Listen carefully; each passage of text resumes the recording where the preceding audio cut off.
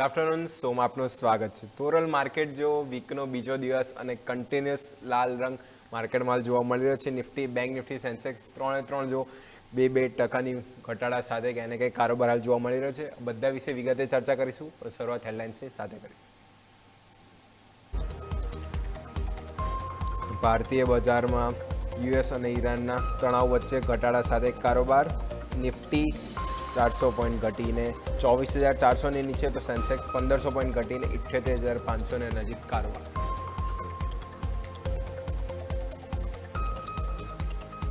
Bank નિફ્ટીમાં પણ ઘટાડો યથાવત. બેંક નિફ્ટી 1100 પોઈન્ટ ઘટીને 58,800ની નીચે. બેંક નિફ્ટીના 14 સ્ટોકમાંથી 14 stock negative. Canara bank, BOB bank, Axis bank, Union બેંકમાં સૌથી વધુ વેચવાલી. આજે મેટલ શેરોમાં સૌથી વધુ વેચવાલી. મેટલ ઇન્ડેક્સ 4%થી વધુની વેચવાલી. ટાટા સ્ટીલ, જેએસડબલ્યુ સ્ટીલ નિફ્ટીના ટોપ લૂઝર્સમાં, તો અન્ય metal stock cell, NMDC, Hindustan zinc અને જિંદાલ સ્ટીલમાં પણ સૌથી વધુ વેચવાલી સાથે કારોબાર. ઓટો શેરોમાં સતત બીજા દિવસે વેચવાલી. મહિન્દ્રા નિફ્ટીના ટોપ લૂઝરમાં, તો અન્ય auto stock Motherson, TVS motors, સોનાકમ્સ, યુનો મિન્ડા પણ વેચવાલી સાથે કામકાજ. મિડ કેપ અને સ્મોલ કેપ બંને ઇન્ડેક્સમાં પણ 2.5%થી વધુની વેચવાલી. મિડ કેપ બંનેના 100 સ્ટોકમાંથી માત્ર 10 સ્ટોક પોઝિટિવ, તો 90 સ્ટોકમાં ઘટાડા સાથે કારોબાર. સ્વિગી, નેલ્કો મિડ કેપ બંનેના ટોપ ગેનર્સમાં, તો Bank of India, SAIL, Torrent Power, NMDC mid cap બંનેના ટોપ લૂઝર્સમાં સામેલ.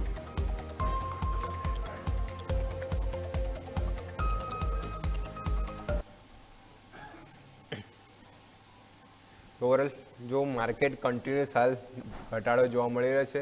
હોળીનો રંગ થોડો વધારે જ માર્કેટમાં લાલ કલરનો જોવા મળે છે, હાલ કરીને જોવા મળી રહ્યો છે. મંડે બી જો ક્યાંય ને ક્યાંય જોશું ફર્ધર 2%ના ઘટાડા સાથે હતા. સેમ હવે કન્ટિન્યુઅસ ફોલ ડાઉન આજે જો ક્યાંય ને ક્યાંય સ્ક્રીન પર બી જોવા મળે છે. 24,370 આજુબાજુ ક્યાંય જો ચાર્ટ બી આપણને સ્ક્રીન પર લાલ જોવા મળે છે. અને ઓવરઓલ જોશું પોર્ટફોલિયો બી ક્યાંય ને ક્યાંય જોશું બધાના હાલ લાલ નિશાનમાં જ ક્યાંય ને ક્યાંય જોવા મળી રહ્યા છે. તો નિફ્ટી, બેંક નિફ્ટી, સેન્સેક્સ 3.3 જો ઇન્ડેક્સ આપણે સ્પેસિફિક જોઈશું ઓવરઓલ લાલ નિશાન સાથે જોવા મળ્યું. સૌથી વધારે જો સેક્ટર જે ચાલ્યા હતા એ જ આજે ફર્ધર સૌથી વધારે ઘટાડો જોવા મળે છે, જેમાં metal, PSU bank, auto further જો બધા જ સેક્ટર આજે ઓવરઓલ જોઈશું કે ક્યાંય ને ક્યાંય ઓવરઓલ ઇન્ડિયા ડિફેન્સની પણ વાત કરી હતી. ક્યાંય ને ક્યાંય આજે જોઈશું સેલિંગ પ્રેશર બધા જ સેક્ટરમાં ક્યાંય ને ક્યાંય જોવા મળી રહ્યું છે. તો આ બધા વિશે ચર્ચા કરવા માટે આપણી સાથે ગેસ્ટ જોડાઈ ગયા છે. ભક્તિ વેલ્થ ઇન્વેસ્ટમેન્ટ છે નંદિતા રાય. नंदिता जी, पहले तो good afternoon, once again happy Holi. टोरल मार्केट देखो कहीं ना कहीं 2 दिन से तो होली पर लाल रंग से होली का मूड अभी दिख रहा है. और हम 25,000 की बात कर रहे थे, वो अभी आदत डालनी पड़ेगी कि 24,000 अब बोले. 24,380 अभी मार्केट खड़ा हुआ है. अभी कौन से लेवल, अभी इसमें तो पता ही नहीं सकता कि कौन से लेवल अभी मार्केट यहाँ रुकने का ट्राई करेंगे. तो अभी कौन से लेवल के लिए हम देख सकते हैं बैंक निफ्टी में, नंदिता जी? सबसे पहले तो नमस्कार आपको एंड सारे दर्शकों को, एंड होली की ढेर सारी शुभकामनाएं मेरे ओर से आपको एंड सारे दर्शकों को. तो बिल्कुल कहीं ना कहीं मार्केट भी अभी होली मोड में है, बट जो होली है वो लाल कलर से है, रेड कलर में मार्केट भी होली मोड में है. बट इवेंचुअली यदि मैं मार्केट के सेंटिमेंट्स की बात करूं तो बिल्कुल मार्केट अभी प्रेशर में है. प्रेशर में ही मार्केट अभी ट्रेड कर रहा है, क्योंकि अभी जो रीसेंट ओवरनाइट सिचुएशन जो ग्लोबल मार्केट के सिनेरियो की वजह से काफी ज्यादा मार्केट में आज फिर हमें एक बड़ा गैप डाउन ओपनिंग देखने को मिला है. एफआईआईज की साइड से भी कंटिन्यूअस सेलिंग एक्टिव है. पर अभी यदि मैं बात करूं तो ओवरऑल इंडेक्स की यदि मैं बात करूं निफ्टी, बैंक निफ्टी की, तो कहीं ना कहीं आज इंपॉर्टेंट इंट्राडे सपोर्ट जोन के आसपास है और वहां से हमें छोटे छोटे बाउंस भी देखने को मिल रहे हैं. तो आज का जो दिन है वो बहुत इंपॉर्टेंट है इन सपोर्ट जोन के बेसिस पे, क्योंकि यदि ये ब्रेक हो गए तो फिर हमें फर्दर डाउन मूव देखने को मिल सकता है. तो सबसे पहले यदि मैं निफ्टी की बात करूं तो ओवरऑल अभी निफ्टी के लिए यदि इमीडिएट सपोर्ट की बात करूं तो दैट इज 24,325 से 24,272 की जो जोन है that is important support range. मतलब इसके बेसिस पे निफ्टी में बाय ऑन डिप जो रहेगा वो एप्लीकेबल रह सकता है. छोटे छोटे बाउंस देखने को मिल सकते हैं. और ऊपर में यदि मैं इमीडिएट रेजिस्टेंस की बात करूं जो आज मार्केट की रेंज बनी हुई है दैट इज 24,454 से 480 का जो जोन है वो एक हर्डल है, इमीडिएट रेजिस्टेंस है. और यदि ये ब्रेक होता है तो फिर नेक्स्ट जोन हमारे लिए जो होगा निफ्टी के लिए 24,550 से 570 का जोन है। और यदि नीचे हमें ब्रेकआउट मिलता है 24,272 वाला जोन, तो फिर कहीं ना कहीं हमारे पास जो सपोर्ट है वो काफी नीचे होगा, और 100 पॉइंट्स नीचे, मतलब 24,150 से 130 का जो जोन होगा, देन नेक्स्ट हमारे लिए इम्पोर्टेंट सपोर्ट का काम करेगा। तो जब तक निफ्टी 24,325 और 272 के जोन को होल्ड कर रहा है, तब तक छोटे छोटे जो डाउन बाउंस हैं वो हमें देखने को मिल सकते हैं टूवर्ड्स 24,450। और यदि 450 भी ब्रेक होता है तो मुझे लगता है कि 24,520, 530, इवन 550 तक के भी जोन जो है वो हमें देखने को मिल सकते हैं इन निफ्टी। तो बिल्कुल जो इमीडिएट सपोर्ट है, इंपॉर्टेंट टेक्निकल सपोर्ट है, वहां से मेरे हिसाब से एग्रेसिव सेलिंग को अवॉइड करना चाहिए, और रेजिस्टेंस जोन के आसपास मार्केट जाए तो वहां पे एग्रेसिव बाइंग को अवॉइड करना चाहिए। क्योंकि ओवरऑल अभी जो ट्रेड है, कारोबार है निफ्टी में, वो ओवरऑल एक रेंज में ही दिखाई दे रहा है। तो एक ये रेंज ही है जिसमें मेरे हिसाब से आज मार्केट रहना चाहिए। ब्रेकआउट आने के बाद ही फर्दर मोमेंटम हमें देखने को मिल सकता है। इसी तरीके से यदि मैं बैंक निफ्टी के डेटा की बात करूं, तो बैंक निफ्टी अभी ट्रेड कर रहा है 58,530 पर। तो बैंक निफ्टी ने भी सुबह हैवी गैप डाउन ओपनिंग हमें देखने को मिली, उसके बाद एक अच्छी रिकवरी भी बैंक निफ्टी में हमें देखने को मिली। बट कहीं ना कहीं बैंक निफ्टी भी अपने इंपॉर्टेंट सपोर्ट जोन, जो कि 58,280 से लेकर के 300 का जो जोन है, that is a immediate and important support for bank Nifty. और जब तक बैंक निफ्टी इसको होल्ड कर रहा है, जो बाउंस है वो बिल्कुल देखने को मिल सकते हैं। So buy on dip strategy bank Nifty में भी एप्लीकेबल है यहाँ से। और उसके बाद यदि मैं इमीडिएट रेजिस्टेंस की बात करूं तो वो होगा आपका 58,650 का, जो कि अभी बिल्कुल इमीडिएट रेजिस्टेंस से ये भी ब्रेक होता है तो 58,820, एंड उसके बाद 59,050।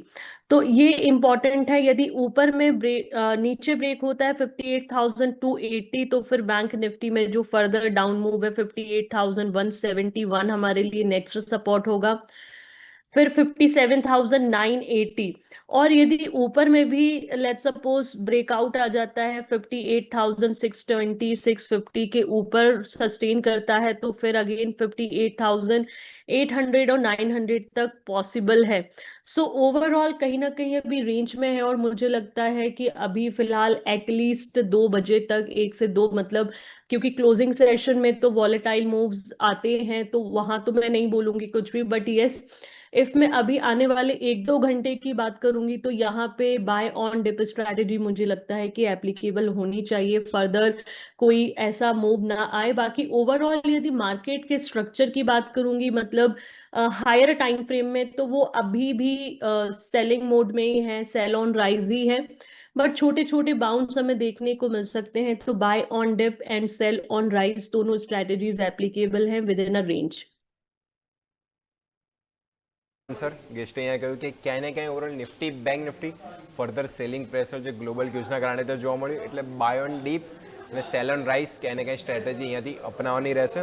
ઓવરઓલ જેમ વાત કરીએ કે જેમ નિફ્ટી ઓવરઓલ જેમ લેવલ સ્પેસિફિક કહ્યું કે 24,300 આજુબાજુ ત્યાં ક્યાંય ને ક્યાંય સપોર્ટ બની રહ્યો છે, અને ઉપરની તરફ 24,450, 480 આ લેવલ સસ્ટેન થઈને બ્રેક થાય તો 24,550, 570 સુધીના લેવલ નિફ્ટીમાં જોવા મળી શકે છે। सेम बैंक निफ्टी में भी 60,000 लेवल आप बात करता है, हमें लेवल क्या क्या भूलવું પડશે। 60,000 नहीं 59,000 नहीं 58,000, 58,000, 58,530 आजूबाजू चाली रहा है। ओवरऑल बात करें 58,380 नीचे तरफ सपोर्ट और ऊपर तरफ 58,650 और 58,850 और 59,000 आ क्या क्या रेजिस्टेंस तरीके बैंक निफ्टी में જોવા મળી રહ્યા છે। તો ઓવરऑल बैंक निफ्टी क्या अँ जो क्या रेजिस्टेंस और ऊपर तरफ सपोर्ट में अपने क्या कहीं જોવા મળી रही है।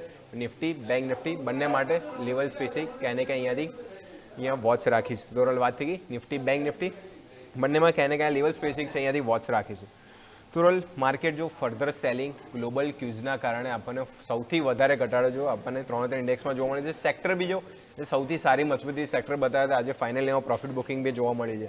तो नंदिता जी नेक्स्ट सवाल ये रहेगा कि ये बाय एंड डिप अपॉर्चुनिटी अभी बन रही है, तो कोई भी स्टॉक या तो सेक्टर का कोई स्टॉक जो आप पसंद करना चाहिए बाय एंड डिप में, कोई अपॉर्चुनिटी इन्वेस्टर जो ढूंढ सके, नंदिता जी। तो बिल्कुल ओवरऑल यदि मैं अभी सेक्टर स्पेसिफिक की बात करूं तो अभी कुछ दिन पहले मैंने एमसीएक्स दिया था, वहां पे हमारे जो टारगेट्स हैं वो यस। अचीव हुए हैं। तो अभी मेरा जो मेजर फोकस है रिलेटेड टू अभी जो वॉर रिलेटेड न्यूज आ रही है, दैट इज डिफेंस सेक्टर। पर कहीं ना कहीं अभी डिफेंस स्टॉक की भी मैं बात करूं तो वो अपने जो ब्रेकआउट है उसके पास है। तो मुझे ऐसा लगता है बीईएल एंड पारस डिफेंस, ये दो स्टॉक हैं जिनको रडार पे रखा जा सकता है। बट स्टिल मैं वेट करूंगी ब्रेकआउट का। बीईएल में 460 का एक इम्पॉर्टेंट जोन है, जो ब्रेक होगा उसके बाद हमें डिप मिले तो फिर बीईएल में ऐड किया जा सकता है। और इसी प्रकार से यदि मैं पारस डिफेंस की बात करूं तो पारस डिफेंस में भी अभी जो एक इम्पॉर्टेंट ब्रेकआउट है वो है आपका 750 के ऊपर। तो ओवरऑल ये दो स्टॉक है जिसमें ध्यान दिया जा सकता है। पर मेरी जो सलाह रहेगी वो ये रहेगी कि एक बार ब्रेकआउट आने के बाद डिप मिले तो फिर ऐड करके चलना है। और फिलहाल मेरी जो सलाह है that is wait and watch की सलाह रहेगी कि अभी फिलहाल मेरे हिसाब से थोड़ा हमें वेट कर लेना चाहिए, because this is a time to patience. और एक बार जब मार्केट में चीजें थोड़ी सी बेहतर होती हैं, बिकॉज स्टॉक्स भी काफी सेल ऑफ हुए हैं और वीक हो चुके हैं, तो थोड़ा बहुत चार्ट पे थोड़ी पॉजिटिविटी कहीं देखने को मिले तो फिर मुझे लगता है कि that is a good time कि हम जहाँ पे स्टॉक को ऐड कर सकते हैं। बाकी सेक्टर वाइज डिफेंस सेक्टर के साथ मैं अभी हूँ और वहां पे भी मैं I am waiting for the breakout. Okay. તો હું સારું અહીંયાથી પોઈન્ટ કર્યો કે બાય એન્ડ ડીપ પણ જે મહત્વના લેવલ જે બ્રેકઆઉટ આવે એવું નથી કે બધા ડીપ પકડવા સ્ટોક માટે કાં તો ઇન્ડેક્સ માટે જરૂરી છે। થોડો સેન્ટિમેન્ટ જે ગ્લોબલ ક્યુઝ ખરાબ છે એના લીધે ઓવરઓલ જો સેલિંગ પ્રેશર ક્યાંને ક્યાંય જોવા મળ્યું છે, તો અહીંયાથી જે થોડા સેન્ટિમેન્ટ ક્યાંને ક્યાંય સુધરે છે, નો ડાઉટ માર્કેટ અહીંયાથી થોડું રિકવર થાય છે, પછી ભલે લેવલ ઉપર બાઇંગ કરે પણ સારી ઓપોર્ચ્યુનિટી બનશે, કારણ કે સેન્ટિમેન્ટ હજી સુધર્યા નથી। સેન્ટિમેન્ટ થોડા સુધરે, માર્કેટ ક્યાંને ક્યાંય થોડું સ્ટેબલ થાય એના પછી બાયની સલાહ અહીંયા બની શકે। તો એમાં વાત કરી બીએલ અને પારસ ડિફેન્સ, જેમાં બીએલમાં વાત કરીએ 460 આજુબાજુ અને પારસ ડિફેન્સ 750, એટલે લેવલ આવે, લેવલનું ફર્ધર બ્રેકઆઉટ આપણને ડેલી ચાર્ટ જોવા મળે પછી આપણને ડિફેન્સ સ્ટોકમાં ક્યાંય ને ક્યાંય એન્ટ્રીની સલાહ બનશે। તો બીએલ અને પારસ ડિફેન્સ લેવલ સ્પેસિક અહીંયાથી વોચ રાખીશું। આજે સમય થઈ ગયો છે ક્વિક બ્રેકનો, બ્રેક લઈશું અને બ્રેક બાદ જે અન્ય બીજા સવાલ આવે છે એના પર બી ચર્ચા યથાર્થ રાખીશું।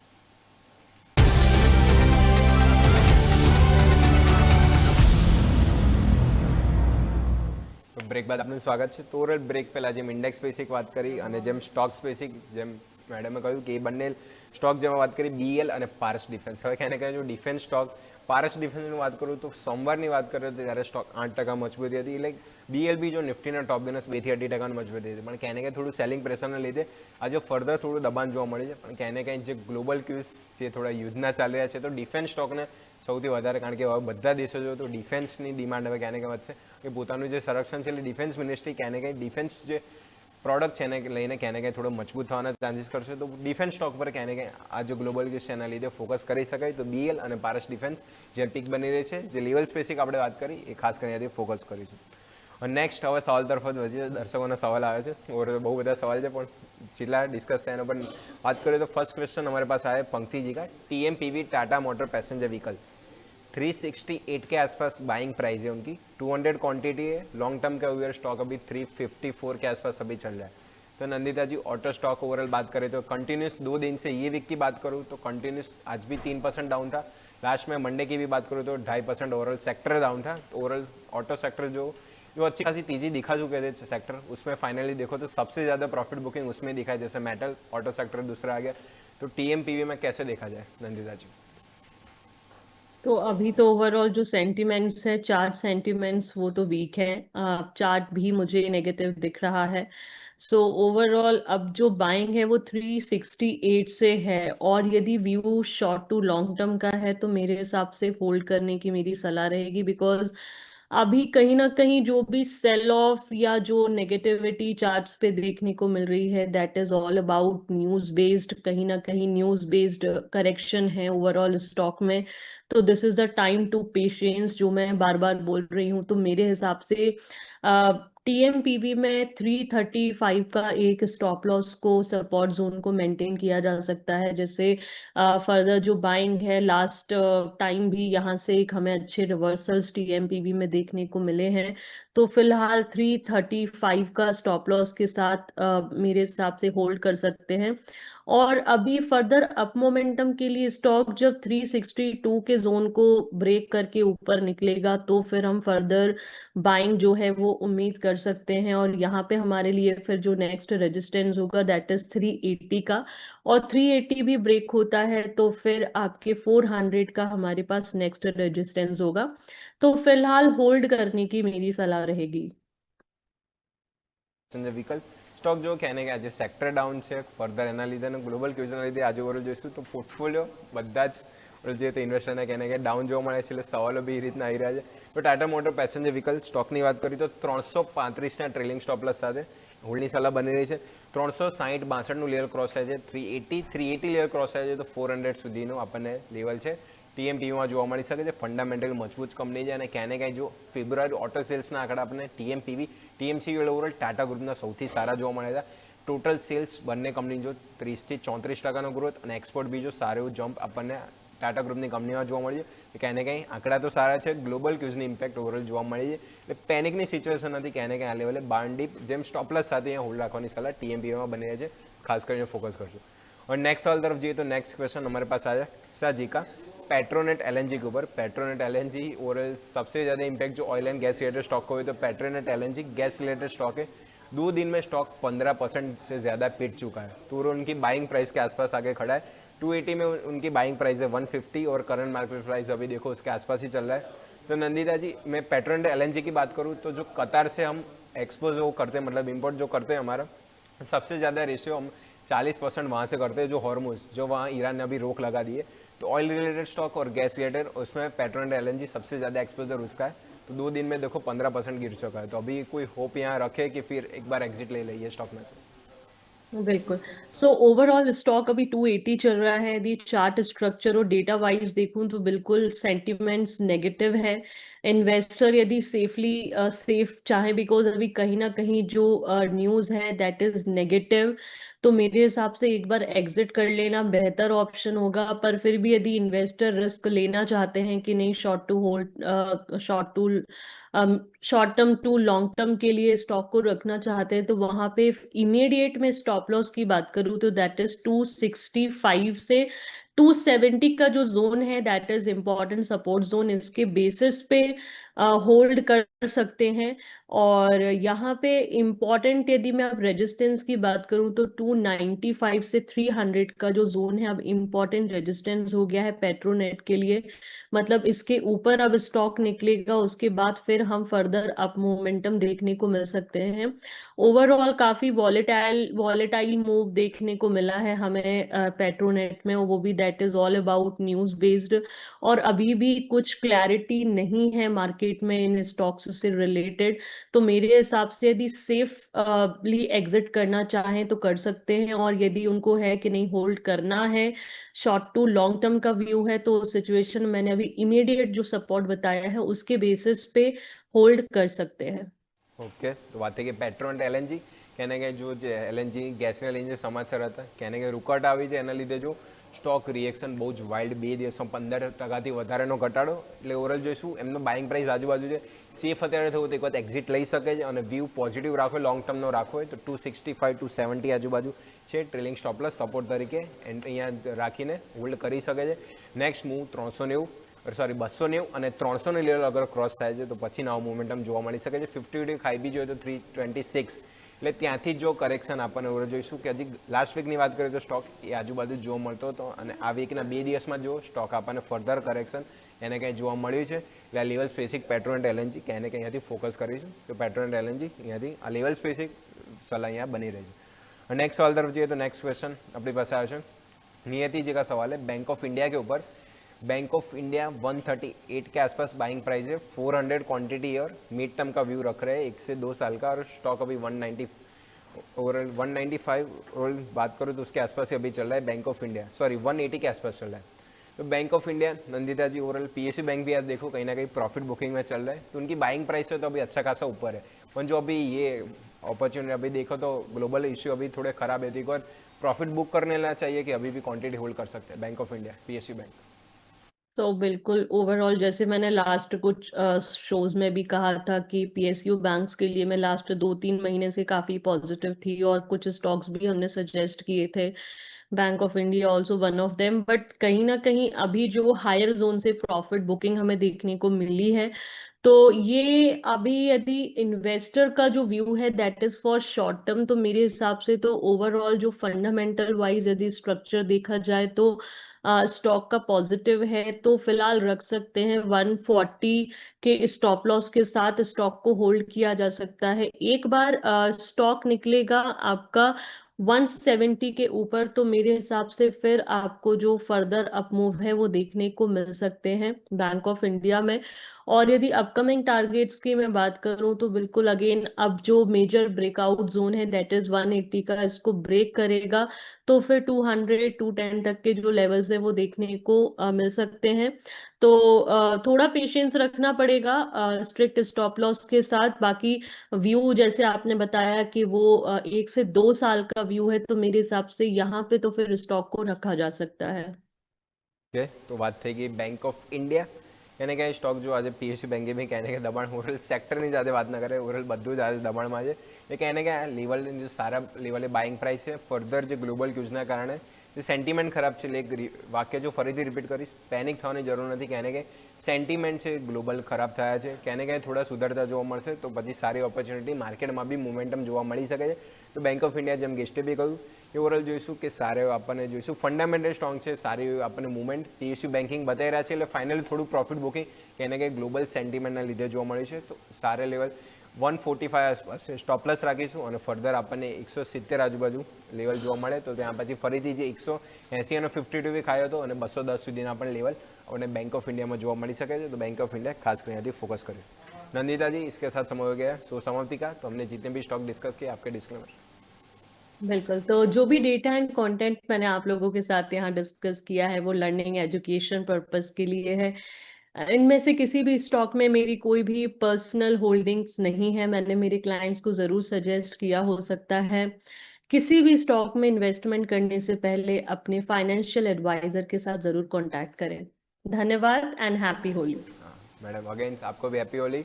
ટોરલ માર્કેટ જો કહેને ગए મૂડ તો હવે હોળીનો પણ લાલ રંગમાં જોવા મળ્યું છે, હવે કહેને ગए થોડા બાઉન્સ બેક મળે, થોડો સેન્ટિમેન્ટ સુધરે, કદાચ ગ્રીન કલર આપણને સેકન્ડ હાફમાં કહેતો કે હવે જે આ વીકમાં કહેને ગए જોવા મળે એવી લોકોની અપેક્ષા છે કે કહેને ગए હોળી તો આજે જેમ છે ગુજરાતમાં જેમ હેપ્પી ધૂળેટી જોવા મળી રહી છે માર્કેટમાં બી જો કહેને ગए હોળી આજનો રંગ લાલ નિશાનમાં કહેને ગए રમતો જોવા મળી રહ્યો છે। બરોબર સેકન્ડ હાફમાં જોઈશું પણ સમય થઈ ગયો છે ક્વિક બ્રેકનો, બ્રેક લઈશું અને બ્રેક બાદ જે આપણે આગળ શો છે કોલ કરો કમાઓ એમાં બી દર્શકોના ઘણા સવાલ આવે છે એના પર બી ચર્ચા યથાવત રાખીશું।